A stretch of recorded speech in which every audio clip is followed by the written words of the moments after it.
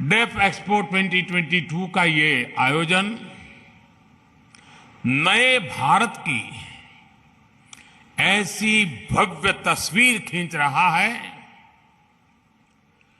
जिसका संकल्प हमने अमृतकाल में लिया है।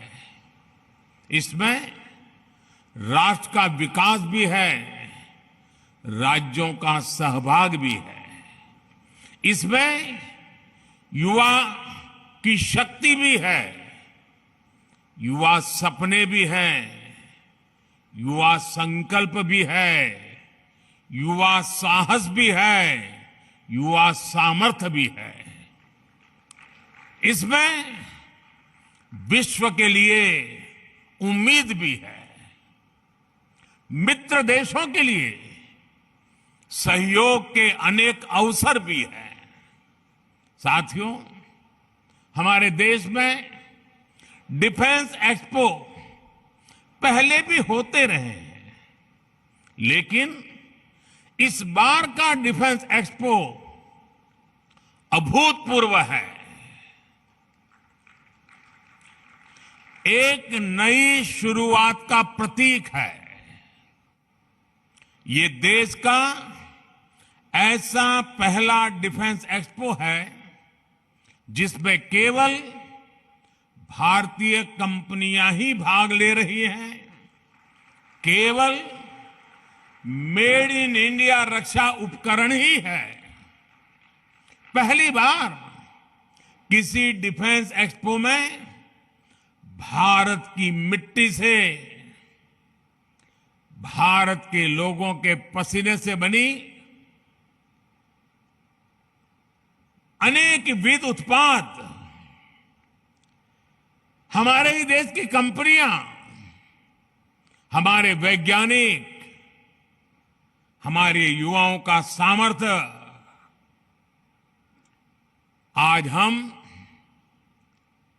लौह पुरुष सरदार पटेल की इस धरती से दुनिया के सामने हमारे सामर्थ्य का परिचय दे रहे हैं। इसमें 1300 से ज्यादा एग्जीबिटर्स हैं, जिसमें भारतीय उद्योग है,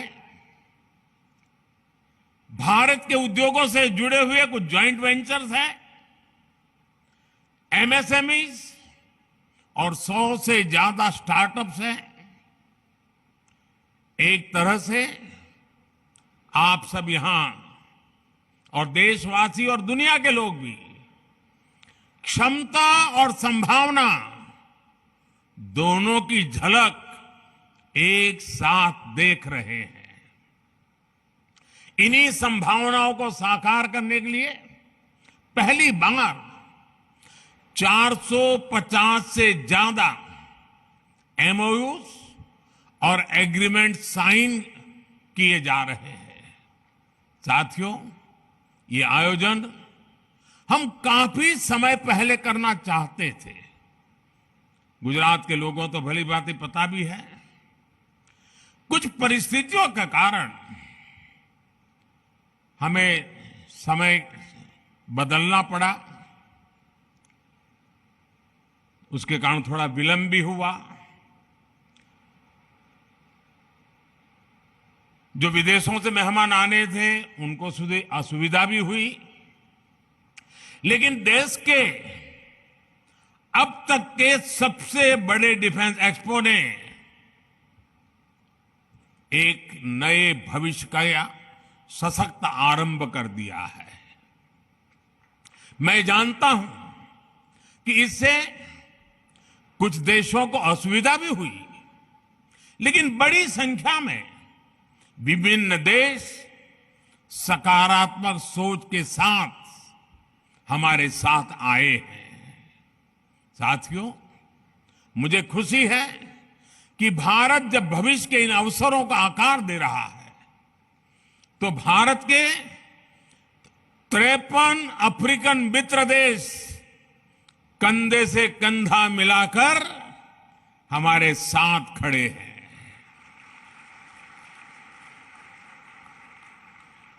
इस अवसर पर दूसरा, इंडिया अफ्रीका डिफेंस डायलॉग भी आरंभ होने जा रहा है। भारत और अफ्रीकन देशों के बीच ये मित्रता, ये संबंध उस पुराने विश्वास पर टिके हैं जो समय के साथ और मजबूत हो रहा है, नया आयाम छू रहा है। मैं अफ्रीका से आए अपने साथियों को बताना चाहता हूं कि आज आप गुजरात की जिस धरती पर आए हैं, उसका अफ्रीका के साथ बहुत पुराना और आत्मीय संबंध रहा है। अफ्रीका में जो पहली ट्रेन चली थी, उसके निर्माण कार्य में इसी गुजरात की कच्छ से लोग अफ्रीका गए थे और उन्होंने मुश्किल अवस्था में हमारे कामगारों ने जी जान से काम करके अफ्रीका में आधुनिक रेल, उसकी नींव रखने में बहुत बड़ी भूमिका निभाई थी। इतना ही नहीं, आज अफ्रीका में जाएंगे तो दुकान शब्द कॉमन है। ये दुकान शब्द गुजराती है। रोटी, भाजी, ये अफ्रीका के जनजीवन में जुड़ गए शब्द हैं।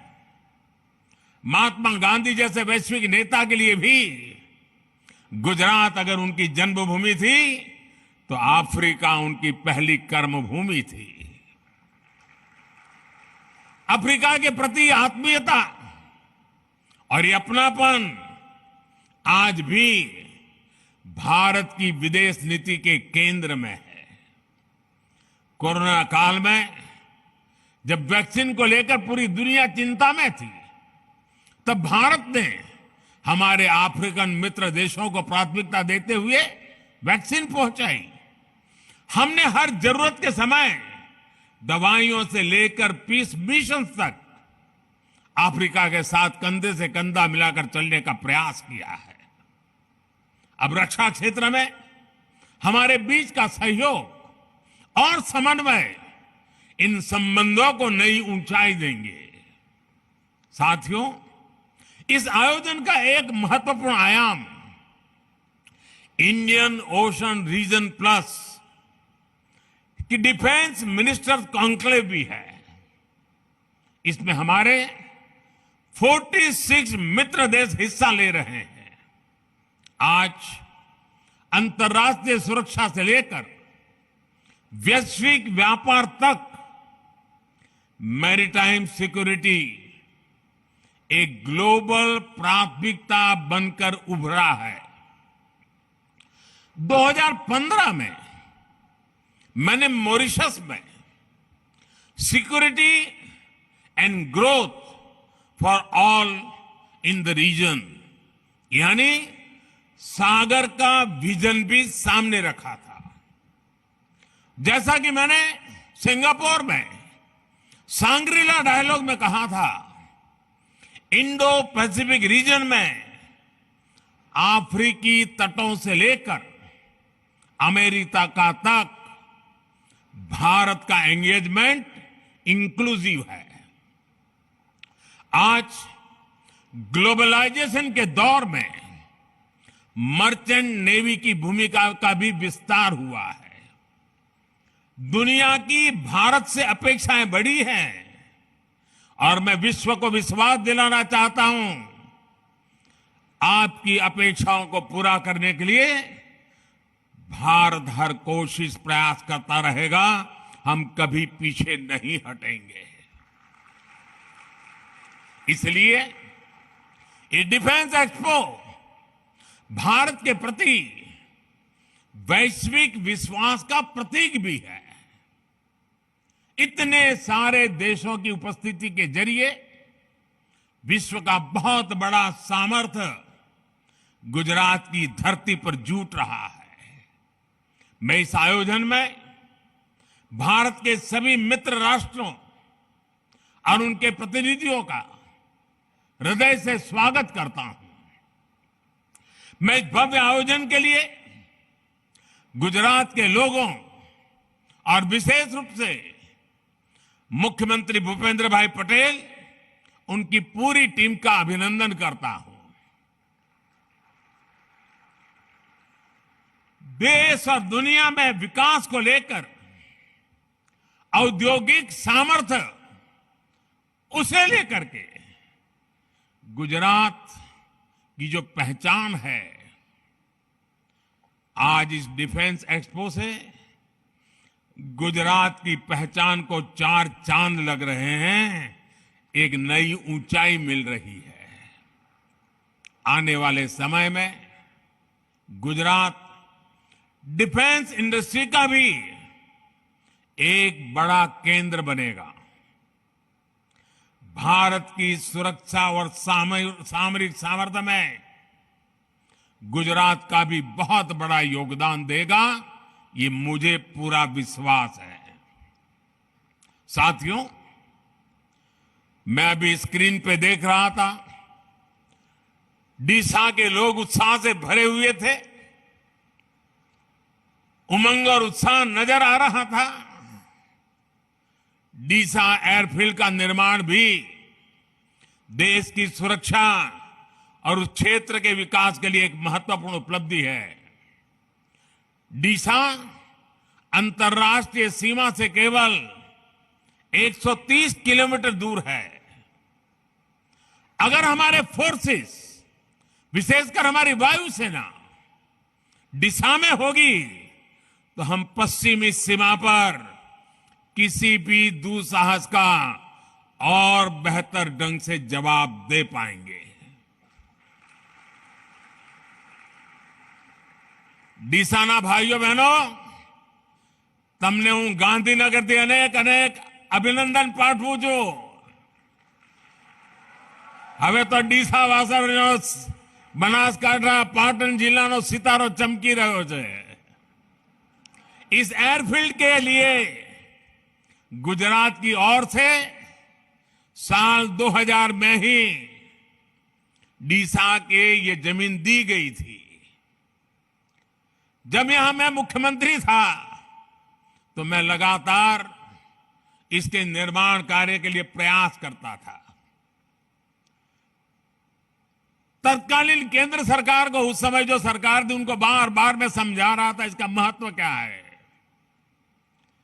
इतनी सारी जमीन दे दी, लेकिन 14 साल तक कुछ नहीं हुआ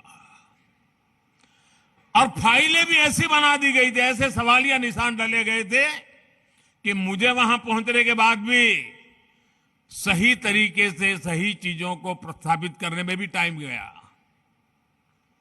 सरकार आने के बाद हमने डीसा में ऑपरेशनल बेस बनाने का फैसला लिया और हमारी सेनाओं की अपेक्षा आज पूरी हो रही है।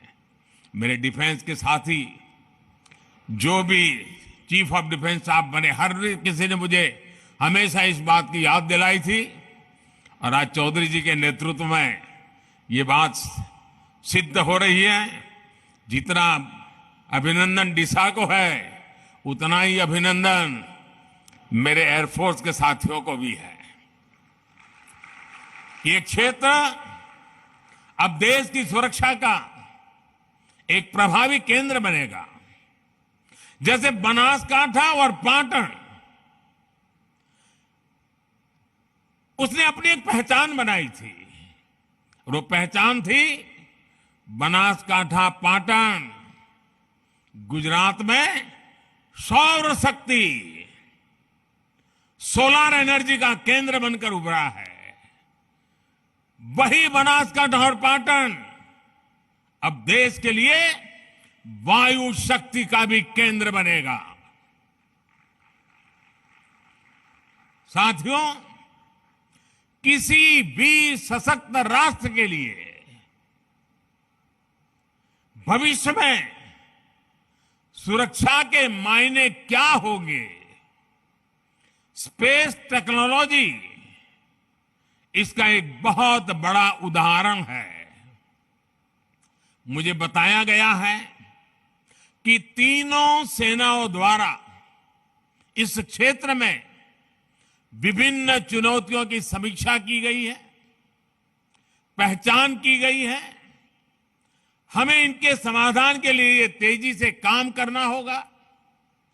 मिशन डिफेंस स्पेस देश के प्राइवेट सेक्टर को भी अपने सामर्थ्य दिखाने का अवसर देगा।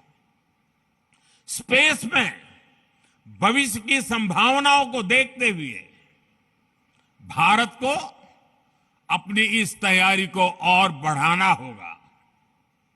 हमारी डिफेंस फोर्सेस को नए इनोवेटिव सॉल्यूशंस खोजने होंगे। स्पेस में भारत की शक्ति सीमित न रहे और इसका लाभ भी केवल भारत के लोगों तक ही सीमित न हो, ये हमारा मिशन भी है, हमारा विजन भी है। स्पेस टेक्नोलॉजी भारत की उदार सोच वाली स्पेस डिप्लोमेसी की नई परिभाषा को गढ़ रही है, नई संभावनाओं को जन्म दे रही है। इसका लाभ कई अफ्रीकन देशों को, कई अन्य छोटे देशों को हो रहा है। ऐसे 60 से ज्यादा विकासशील देश हैं जिनके साथ भारत अपनी स्पेस साइंस को साझा कर रहा है। साउथ एशिया सैटेलाइट इसका एक प्रभावी उदाहरण है। अगले साल तक आसियान के 10 देशों को भी भारत के सैटेलाइट डेटा तक रियल टाइम एक्सेस मिलेगा। यहां तक कि यूरोप और अमेरिका जैसे विकसित देश भी हमारे सैटेलाइट डेटा का उपयोग कर रहे हैं। इस सब के साथ ही ये एक ऐसा क्षेत्र है जिसमें समुद्री व्यापार से जुड़ी अपार संभावनाएं हैं। इसके जरिए हमारे मछुआरों के लिए बेहतर आय और बेहतर सुरक्षा के लिए रियल टाइम सूचनाएं मिल रही हैं। हम जानते हैं कि स्पेस से जुड़ी इन संभावनाओं को अनंत आकाश जैसे सपने देखने वाले मेरे देश के युवा साकार करेंगे, समय सीमा में साकार करेंगे और अधिक गुणवत्ता के साथ साकार करेंगे। भविष्य को गढ़ने वाले युवा स्पेस टेक्नोलॉजी को नई ऊंचाई तक ले जाएंगे। इसलिए ये विषय डिफेंस एक्सपो की एक महत्वपूर्ण प्राथमिकता है। गुजरात की इस धरती से डॉक्टर विक्रम साराभाई जैसे वैज्ञानिक की प्रेरणा और गौरव भी जुड़ा हुआ है। वो प्रेरणा हमारे संकल्पों को नई ऊर्जा देगी। और साथियों, आज बात जब डिफेंस सेक्टर की बात होती है, फ्यूचर वॉरफेयर की बात होती है, तो इसकी कमान एक तरह से युवाओं के हाथ में है। इसमें भारत के युवाओं को उनके इनोवेशन और रिसर्च की भूमिका बहुत बड़ी है। इसलिए ये डिफेंस एक्सपो भारत के युवाओं के लिए उनके फ्यूचर की विंडो की तरह है। साथियों, रक्षा क्षेत्र में भारत इंटेंट, इनोवेशन और इम्प्लीमेंटेशन के मंत्र पर आगे बढ़ रहा है। आज से 8 साल पहले तक भारत की पहचान दुनिया के सबसे बड़े डिफेंस इंपोर्टर के रूप में होती थी। हम दुनिया भर से माल खरीदते थे, लाते थे, पैसे देते रहते थे। लेकिन न्यू इंडिया ने इंटेंट दिखाया, इच्छा शक्ति दिखाई और मेक इन इंडिया आज रक्षा क्षेत्र की सक्सेस स्टोरी बन रहा है। पिछले 5 वर्षों में हमारा रक्षा निर्यात हमारा डिफेंस एक्सपोर्ट 8 गुना बढ़ा है दोस्तों। हम दुनिया के 75 से ज्यादा देशों को रक्षा सामग्री और उपकरण एक्सपोर्ट कर रहे हैं, निर्यात कर रहे हैं।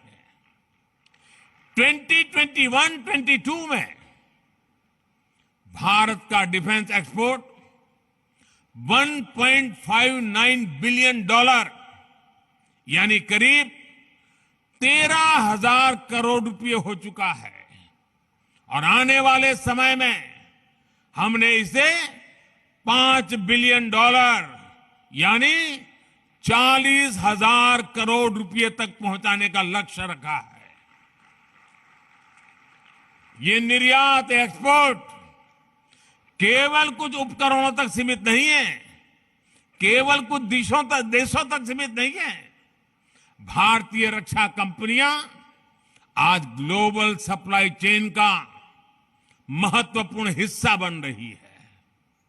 हम ग्लोबल स्टैंडर्ड के स्टेट ऑफ आर्ट उपकरणों की सप्लाई कर रहे हैं। आज एक और कई देश भारत के तेजस जैसे आधुनिक फाइटर जेट में दिलचस्पी दिखा रहे हैं, तो वहीं हमारी कंपनियां अमेरिका, इजरायल और इटली जैसे देशों को भी रक्षा उपकरणों के पार्ट सप्लाई कर रही है। साथियों, हर भारतीय को गर्व होता है जब वो सुनता है कि भारत में बनी ब्रह्मोस मिसाइल अपनी कैटेगरी में सबसे घातक और सबसे आधुनिक मानी जाती है। कई देशों के लिए ब्रह्मोस मिसाइल उनकी पसंदीदा चॉइस बनकर उभरी है। साथियों, भारत की टेक्नोलॉजी पर आज दुनिया भरोसा कर रही है क्योंकि भारत की सेनाओं ने उनकी क्षमताओं को साबित किया है। भारत की नौसेना ने आईएनएस विक्रांत जैसे अत्याधुनिक एयरक्राफ्ट कैरियर को अपने बेड़े में शामिल किया है। ये इंजीनियरिंग का विशाल और Virat masterpiece Cochin shipyard limited के स्वदेशी तकनीक से बनाया गया है। भारतीय वायुसेना ने मेक इन इंडिया के तहत बनाए गए प्रचंड लाइट कॉम्बैट हेलीकॉप्टर्स को शामिल किया है। इसी तरह हमारी थल सेना भी आज स्वदेशी तोपों से लेकर कॉम्बैट गन्स तक भारतीय कंपनियों से खरीद रही है। यहां गुजरात के हजीरा में बन रही मॉडर्न आर्टिलरी आज देश की सीमा की सुरक्षा बढ़ा रही है। साथियों, देश को इस मुकाम तक लाने के लिए हमारी नीतियां, हमारे रिफॉर्म्स और ईज ऑफ डूइंग बिजनेस में बेहतरी की भी बड़ी भूमिका है। भारत ने अपने रक्षा खरीद बजट का 68% भारतीय कंपनियों के लिए निर्धारित किया, ईयरमार्क किया है। यानी जो टोटल बजट है उसमें से 68% भारत में बनी, भारत के लोगों के द्वारा बनी हुई चीजों को खरीदने के लिए हमने ईयरमार्क कर दिया है। ये बहुत बड़ा निर्णय है और ये निर्णय इसलिए हुआ है कि भारत की सेना को जो प्रगतिशील नेतृत्व मिला है, उस सेना में बैठे हुए लोगों के हौसले के कारण ये निर्णय हो पा रहा है। ये राजनीति इच्छा शक्ति से होने वाले निर्णय नहीं है, ये निर्णय सैन्य की इच्छा शक्ति से होता है। और आज मुझे गर्व है कि मेरे पास ऐसे जवान हैं, मेरे सेना के ऐसे अफसर हैं कि ऐसे महत्वपूर्ण निर्णयों को वो आगे बढ़ा रहे हैं। इन खबर चैनल को सब्सक्राइब करें।